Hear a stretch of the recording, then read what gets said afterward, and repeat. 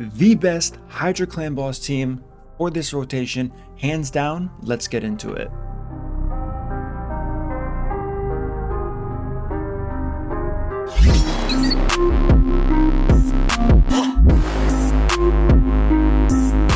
What up team, it's your boy MurderInc here, back again with another banger of a video. Today we're going to be talking about the Hydra. Yes, I know, the Hydra, the best team, one key, any affinity if you have certain champions, of course, as any team is. I want to go over, I'm excited to talk about it, so let's dive straight into the screenshot of the damage recap so I can go over a few things before I show you the run, because it is really important to understand a lot of concepts for this team. Alright guys, so as we can see, I did 35 million damage on the brutal difficulty. Yes, it was manual. This is the first time attempting a team like this. I used Geomancer, Lydia, Godseeker, Aniri, Inquisitor, Shamael.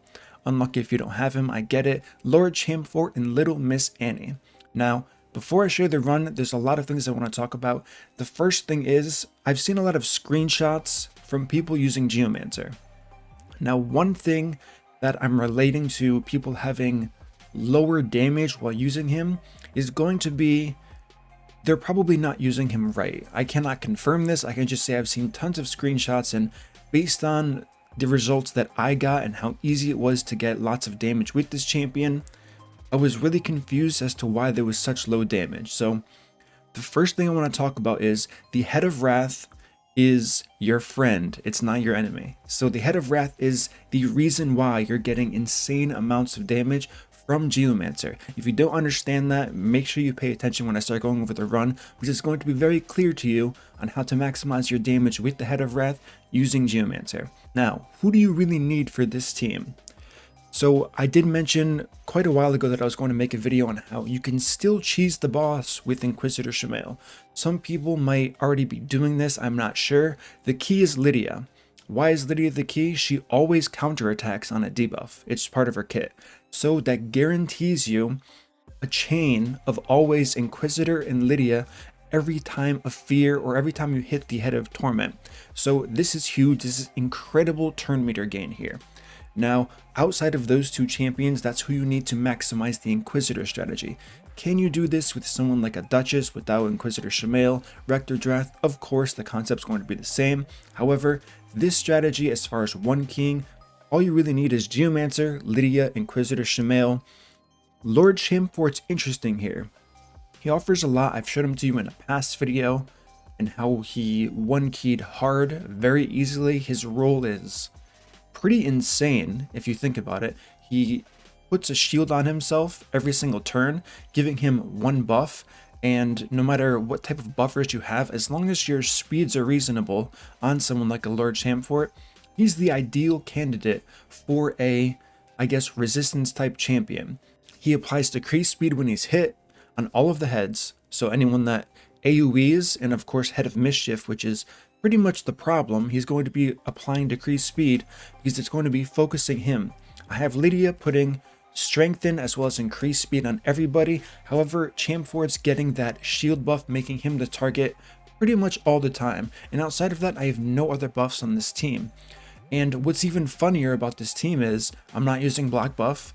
I have no way to strip buffs. I mean, I guess I can use Geomancer, and I think I do use it once or twice, but outside of that, I have no way to stop the spread of buffs or anything like that. So it's really cool how this works. I'm excited to show you guys, and there's just a lot to this. Little Miss Annie can be replaced. Unfortunately, two keys were used by someone else who was helping me out because I was busy on Nightmare, and they used all of my Royal Guards, Husk. If you have Royal Guard or Husk, putting them in that Little Miss Annie slot is going to work. One thing to note, and I will talk about it in the run, is going to be the purpose of Little Miss Annie in this team specifically, which you'll see, is to pretty much pad damage on the decapitated heads because no one else can do that job. And then it's to break champions out when they are devoured, in case like Geomancer gets broken out. Inquisitor Shamael does have damage. I'll show you the gear, of course. He is built for damage, but he's not enough. He just doesn't hit hard enough because I'm not using a buffing team, so that A2 isn't going to be breaking them out, especially in the higher difficulties once you get there. So Little Miss Annie, I mean, most people should know that she is one of the, I think actually the hardest hitting single target hit in the entire game. She ignores tons of defense, and it's game set match. If someone gets devoured, she uses her A3. She's doing tons of damage, I believe, on the decapitated head with defense down and weaken. One quick spoiler, she has 270 speed. So with that speed, granted she is +4, but with that speed, Savage Gear, she's doing I think 1.3 to 1.4 million damage on a decapitated head. Now her damage here may look underwhelming, but you have to save the cooldowns, and I used it properly. So with that being said, let's get straight into the run. Alright guys, so as we can see, I am using what's-his-face Geomancer in the lead spot. Now originally I ran Kymar instead of Little Miss Annie here, and it worked out okay. However, if you're going to do that, I don't think Geomancer is the best person to have in the leader spot, because he ends up sitting on his HP burn for way too long, and yeah, so I just wouldn't recommend it. I'm still playing around with the placement of Geomancer. He's good in the leader spot, but I do believe it's possible that someone like an AoE turn meter booster is going to be better to get everybody more turns instead of just Geomancer. There were a few times in this run alone where I was holding on to that HP burn for quite some time without using it at all, and you never want to be holding cooldowns that are as strong as Geomancer's HP burn. So as you can see from the start here, I start with defense down and weaken to start getting my turn meter boosts onto Geomancer here. Let me see that going on, and the guaranteed counterattack, of course, from Lydia, which I already mentioned why this makes the shamael strat work like the cheese, how it used to work here, with much greater success. So as we all know, we have the Head of Blight all the way to the left here. So I now have the option to use the HP burn to block it once, and then I'm going to use Lydia's A3, which is also block buffs on another head. I believe I choose the Head of Blight here. So what you're going to see is when I'm not focused targeting the Head of Torment here, I am in fact hitting the Head of Wrath as often as I can. If you know how Geomancer works, he does his spread damage to everybody based on the HP burn because of one fact alone: taking damage. Now, if you take AoE damage, that's great, because single target damage may not always hit the champion you want it to hit to spread that damage, and you're going to see much more numbers if you're taking AoE damage over single target, obviously because it's more hits here. So as we just saw there, I was focusing the Head of Wrath, getting him to max stats, and if you have attack down on the Head of Wrath and you properly gear your champions, you don't need ally protect, you don't need defense up. Strengthen does help, but I was never in a situation where I was going to get one shot here. So now moving on into the run here, we have the Poison Cloud on everybody. Geomancer very strong because he can apply it through that debuff here. We do want it on the Head of Torment, similar to the earlier cheese strat. You don't want to be killing this head as often. And as far as RNG goes, this team, in my opinion, and like I said, is the best team, because the only head you're trying to actively avoid is the Head of Decay, and in this run I got the Head of Decay at the end of the run, which is what ended it a bit early. It's not impossible to work around, but it makes it a lot harder to work around. So ideally, if you get Head of Decay in the first set of decapitation resets or whatever, you should probably reset your entire key until you don't get it on that first respawn. After that, your damage will be high enough to be very close to the 1 key territory and you'll be fine. So as we can see here, we have increased speed, we have strengthen on the champions, and we don't care at all. All we're trying to focus on is getting turn meter when we need it to make sure the HP burns are up. We have 2 stacks on Head of Blight, we have 1 stack on Mischief, and we have 3 stacks on Head of Wrath here. So we're sitting pretty good here. We're going to continue hitting Torment here to get that turn meter up, but as soon as we have an available window here, we're going to start hitting Head of Wrath, getting as many stacks on him as possible to get him back to 15 stacks so he AoEs. This is the key here, and this is what I'm trying to kind of drive home to everybody here. As you can see with Annie, I just target him for an easy 2 hits, bringing the counter from 7 to 9. We want to cycle through this over and over and over again, and I know a lot of people, like I said, they're scared of the Wrath. The one-shot potential is real, I do understand that, but you have to gear your champions properly. This is why Champ Fort's so good. He has that AoE attack down here, and with attack down, if you gear properly, you're never going to get one shot.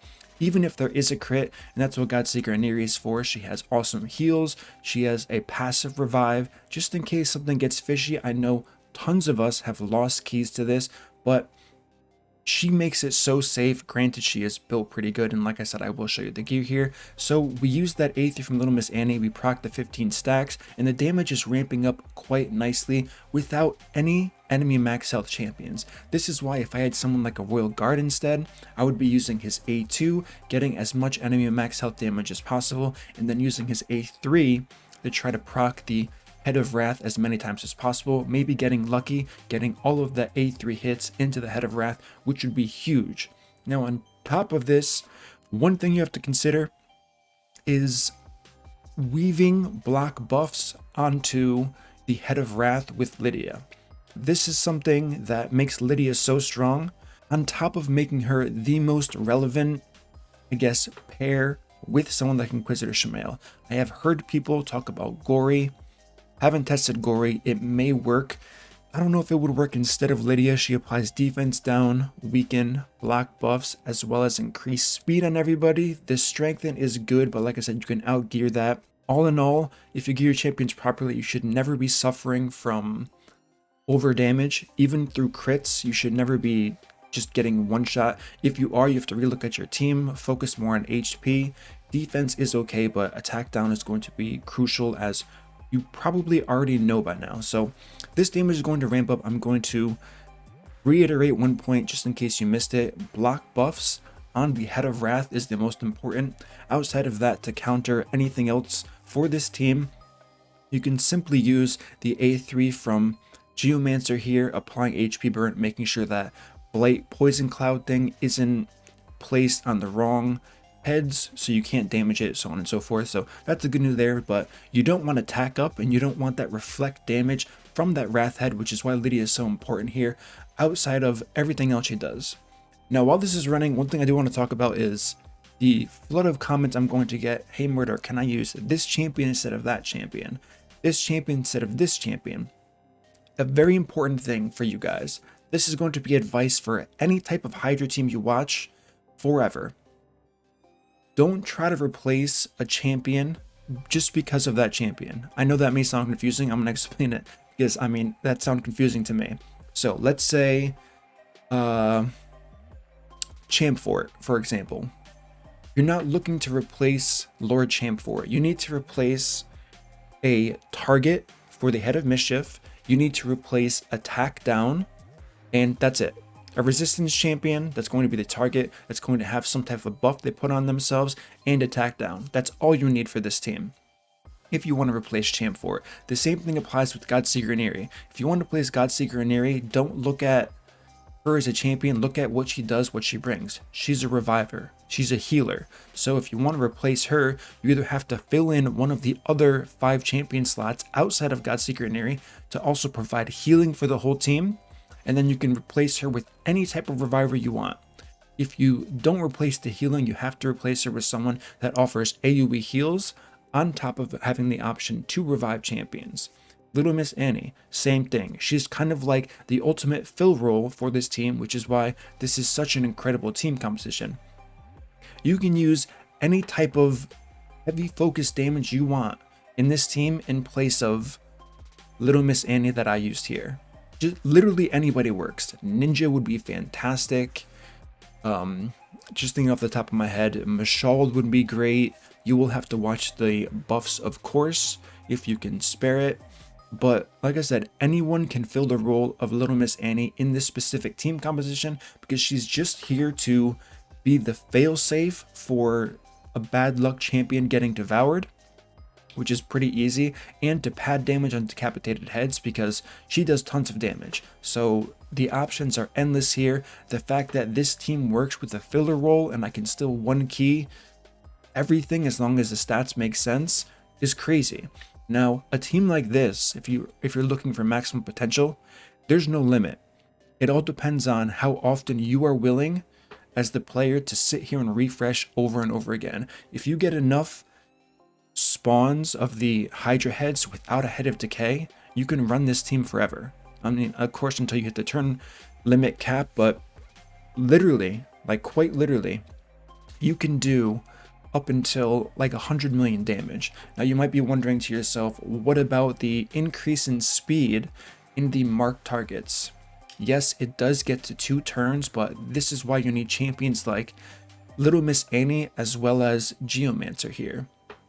They still have to take 2 turns. You could get unlucky for sure, and you could get, I believe it's the head of Suffering. No, Suffering has a bunch of AoEs. So I don't even think there's a rotation that doesn't include Head of Decay that are completely single target, because AoE damage is going to be king here. So between Little Miss Annie, a damage dealing Inquisitor Shamael, and Geomancer, you only need 1 turn to break out any champion in any difficulty. Where it gets tricky is the Head of Decay putting a shield on top of a champion that's about to be devoured in 2 turns.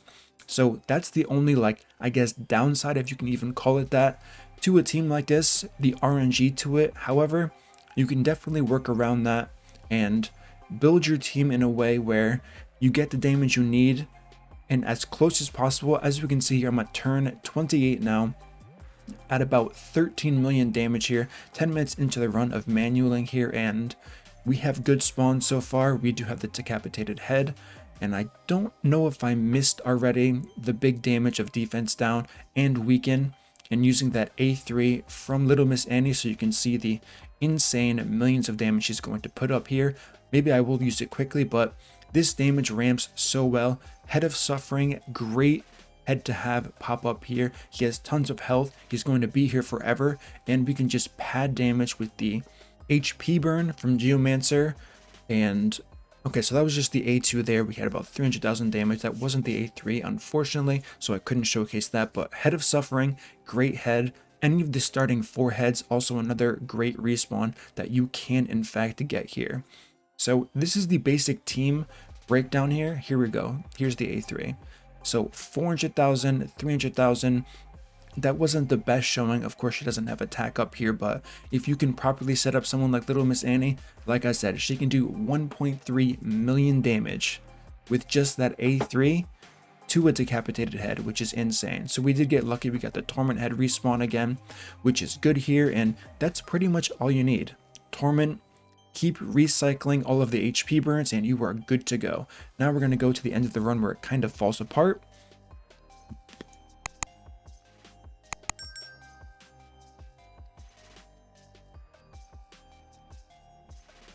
All right, so this is kind of the change and like breaking point of the run right here. We're going to get the Head of Decay to spawn here, which is like kind of the end all for this team, but not really. If you look closely at my damage, I'm at turn count 63. The Head of Decay spawns, and I'm at 26 million damage. So I am within 3 million damage of a 1 key for this difficulty here. And you will see the stats, like I said, after this. And I still got to 9 million more damage after he spawned. So, like I said, you can work around this guy. You have to look at his cooldown. It's going to be the yellow icon or the Head of Decay that's going to cleanse all of the debuffs on all of the targets here. And if you can do that, you will be fine. It's going to be annoying, but if you're this close, you're going to be fine. The fact that I got the Head of Torment here was huge. This is going to help me cycle cooldowns. You're probably going to need the Head of Torment if you want to do like 9 million more damage like I did, and just slowly let things fizzle out until you hit that 1 key. But as we just saw there, he cleansed all of the debuffs. Now he's going to cleanse the Head of Mischief all the way to the left here, having the lowest health, so I know I'm going to HP burn any target but him. Ideally, you would want to burn down the Head of Decay. With the team that I'm using currently, it's very hard. As we can see, I'm going to A3 that Head of Decay here. Only has weaken, so it's not going to do a ton of damage. Had I saved it, I mean, I'd messed up quite a few times in this run, and still it was a very solid and very easy 1 key on Brutal. Wish I could have showed it on Nightmare, but like I said, those keys were already done prior to me heading into my account to attempt my Brutal key. I am quite glad that it forced me to use a different breakdown of champions, despite I know people are going to say, well, you have Inquisitor Shamael, he's kind of easy mode. I guess that's a fair point, but Duchess is perceived to be one of the meta champions right now with enemy max health champions, and the fact that I used 0 enemy max health champions here and got a very easy and consistent 1 key on brutal. I mean, of course brutal is not the hardest difficulty, but it was very easy to do this. The stats aren't ridiculous. I'm only running resistance on 1 champion. Think about the gear requirements really quickly. And this is also what I meant before as far as the devour targets having 2 turns. This is an example of it being on the hardest head to kill with Little Miss Annie, Geomancer, and Inquisitor Shamael damage dealer alive. It's no problem. Granted, he's the slowest head, even though he's the hardest to kill. Still, I had and saw no issues with the 2-turn cap here. If it was on the head of mischief, then we would in fact be looking at some type of issues. Alright, so that's that. Quickly scrolling through all the way to the end of the run, you'll kind of see, even though it's fast, that things start falling apart here. I'm not sure where things go bad. Okay, so it goes bad because, like I said, head of decay, a champion gets devoured and then a shield gets put on them on top of it, and it was Little Miss Annie, of course, so no shot of bringing her back. She is out of the fight much earlier, which is why when you saw the screen recap, her damage was so much lower. This team went, let me look exactly when. She got devoured at 30.3, 30.4 million total damage at around turn count 84, and she was out of the fight for 5 million additional damage to this. So looking at her overall numbers on the end screen there isn't doing her justice, because she was taken out of the fight long after I did the 1 key. I probably should have ended at 30 million so you could see the even breakdown of damage between the champions, because they all do matter for sure. You cannot throw a random damage dealer who's, I guess, mediocre at dealing damage and expect to see great results here, because she had a very strong impact. She broke champions out of those devoured heads practically instantly, regardless of what skill she has. So that's something to keep in mind for sure, even though it wasn't seen here. And then I just started getting overlapped and overran, having 5 champions, my turn meters, so on and so forth, and I did end up wiping at 35 million damage. So that's the run here. Let's go over the gear, and you're going to see it's insane how easy it is to gear these champions. Alright, so the first champion we're going to talk about is Little Miss Annie. She's wearing 1 refresh piece Savage gear. Her total stats are 44,000 health, 6,700 attack, 270 speed, 100% crit rate, 298 crit damage, no resistance, no accuracy, so that doesn't matter. Keep in mind that this resistance does hold a little bit of weight because I do have decreased accuracy being applied by Lord Champfort as well.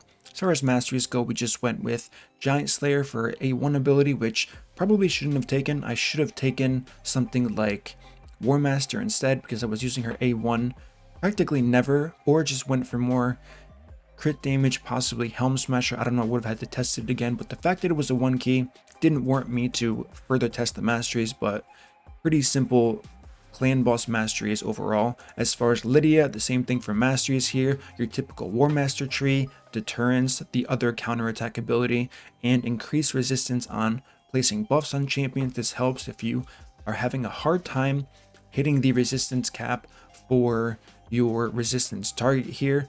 Champfort also great in the sense that he does attack down and decrease accuracy. Those are massive buffs on top of decreased speed, so he's probably the biggest sleeper here. As you can see from the gear sets, I'm using regeneration gear on her, which I don't know if you need. I'm pretty sure it was overkill, but I used it anyways, as well as a speed set. 80,000 health. This is where I was talking about health. These stats are for brutal, so they can be scaled down significantly, of course, if you're doing hard, because the jump there is rather large, kind of the same from like a normal to hard as hard to brutal. 308 speed, 3000 defense, fine. Accuracy decent, 340. Resistance, like I said, we didn't care. She's +3, so we do have, it's looking like from Faction Guardians and Empowerment, we have 75 additional resistance, but we're not stacking resistance at all here. So this is what makes the team so good, and how you can ignore resistance, which is the killer for a lot of these teams as far as how hard they are to gear overall. So the next champion we have is Lord Champfort. Once again, regeneration gear, speed gear, stats 236, not crazy for the difficulty we're doing, 62,000 health, 2,600 defense, crit rate. He could be crit capped, but I need to focus on resistance. 523 resistance, way overkill. This is for Nightmare, and you know, I didn't do a Nightmare, so this is definitely going to be overkill here, especially with decreased accuracy. This is literally only the 3% chance of ever having any type of buff stolen if he is picked, but like we showed in the run, even if they do take increased speed and strengthen, it's not a huge deal because the HP burn from Geomancer doesn't care about strengthen. The damage is not affected at all here. As far as his masteries, once again, deterrence and War Master, that's all you really have to focus on as far as his masteries do go. The next champion we have is Godseeker Iniri. Her masteries are going to be the only different ones from all of these. Is this overkill? Possibly. I say possibly because I didn't get much use of it in this run here. For myself, I would have done a lot more damage had I chose War Master. But if you're struggling with gear, I would recommend copying the masteries you see for Godseeker Iniri, because the turn meter boost helps, and the fact that you're proccing Wrath over and over again, it's possible some of your champions are going to die, either to her passive and get revived that way, or she's going to have to manually revive them, and her getting her heal off, getting extra turns from that turn meter boost from them getting low health is very strong for sure. Outside of that, of course, we're just taking deterrence here. Her gear, as we can see, she is in regeneration gear, speed gear. We have 2 pieces of refresh, although I didn't use it that much. 246 speed, 65,000 health, 3,100 defense, crit rate, crit damage, resistance, accuracy. Once again, we don't care about making this champion so much easier to gear. I'm going to say that over and over again because it's crazy how true it is. The biggest tip you guys have to know about this team is the way to keep cheesing with Inquisitor Shamael is just bump everyone's speed up. Make sure at least 3 champions are faster than all of the heads while using Inquisitor Shamael and Lydia, and you are going to fly through content, assuming you have a lot of these key champions here. Next one we're going to talk about is, of course, Inquisitor Shamael here. He is in 4 pieces of Immortal gear, so that's 2 bonuses there, and Cruel gear, so he's kind of like in a tanky damage dealing set. Unfortunately, he has a 99% crit rate. I was kind of half and half whether I should go for 50% crit rate or for the full 100, and I kind of decided just short of 100% here. The key thing here is 256 speed. You want the champions fast, like I just said. 49,000 health. He's still pretty much the first one to die either way. 2,200 defense. So this is not a very good build per se for Inquisitor Shamael. You would either focus more on damage or more on survivability. The speed I wouldn't change unless you're making it faster. And as far as his masteries go, I did go with I know I did a video on the 3 builds of Shamael. This is the War Master version with deterrence as well, because he can, of course, counterattack on those debuffs outside of his passive, giving you just more turn meter boost for your lead character. Now, the final champion is going to be the one, the only Geomancer here. Once again, War Master tree, deterrence. There's not a lot of variance in the masteries outside of that one reviving champion. And then as far as his gear, 4 speed pieces, 2 pieces of perception gear. We do have 1 piece of refresh on the accessories here, but it's not needed. Like I said, I was holding the HP burn cooldown for quite some time here, so resistance, we didn't care about it. Accuracy, we made it respectable for the difficulty we're doing. 266 speed, 47,000 health, pretty tanky as well. 2,900 defense. These are all the core things here. I'm glad this team worked because this should be huge for everybody. One thing I would change if I could go back, which would do way more damage, is crit capping Geomancer. If it's possible, I recommend crit capping him. He's not going to do crazy damage, but since he's going so often, that damage is going to add up. So that is one huge mistake I made for my Geomancer personally, where if I would say, if anyone's going to build this team for hard, brutal, or nightmare for those 1 keys, if you crit cap him, you're going to do way more damage. Don't focus on crit damage, attack. I don't even know if he's an attack type champion. He is an attack type champion. Don't focus on attack though. Don't focus on crit damage. Just having crit rate, it's going to skyrocket your damage way more than what I currently have available to me here. And it improves his decapitated head damage. So it's 2 benefits in one here by not replicating the mistake I made. If it's possible, outside of that, just get as high crit rate as possible while keeping in mind speed, accuracy, defense, and HP. So that's going to be the rundown of this team. Hopefully you guys find lots of success with this team here. I think the potential is through the roof. for the triple combo of Geomancer, Lydia, Inquisitor, Shamael. Like I said before, and I believe I mentioned it, if you want to use Kymar, you can. However, if you do that, do not use Geomancer in the lead slot because it's going to be a wasted slot. He's going to be using his HP burn cooldown way too often. You're going to have to hold it for too often. And as I said, even with this team, with one piece of refresh gear, I was still holding his HP burn. So is he the best for the lead slot? For most people, it's probably going to be the most ideal, but if you want to use someone like a Seeker, someone like a Deacon in the main slot, I mean, think about this. This was a 1 key without any type of turn meter booster, which is kind of crazy to think about. If I replace Godseeker Neighbor with someone like an Arbiter with a turn meter boost, I would be getting way more turns, dealing way more damage, and the team probably would have been better because she also provides healing. I just elected to go with Godseeker because I like the passive synergy for sure, resetting the cooldowns in case Little Miss Annie died, or Inquisitor Shamael, we get those cooldowns back up and running on a lower cooldown, which is nice.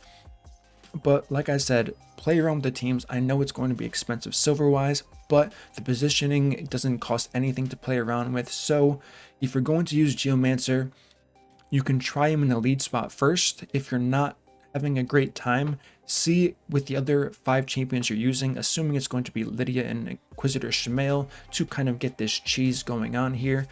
But if you have those 3 champions with Geomancer, try taking him out of that leader spot and seeing how he does HP burn wise, and then put some type of turn meter booster that's AoE in that lead spot to get your entire team more turns.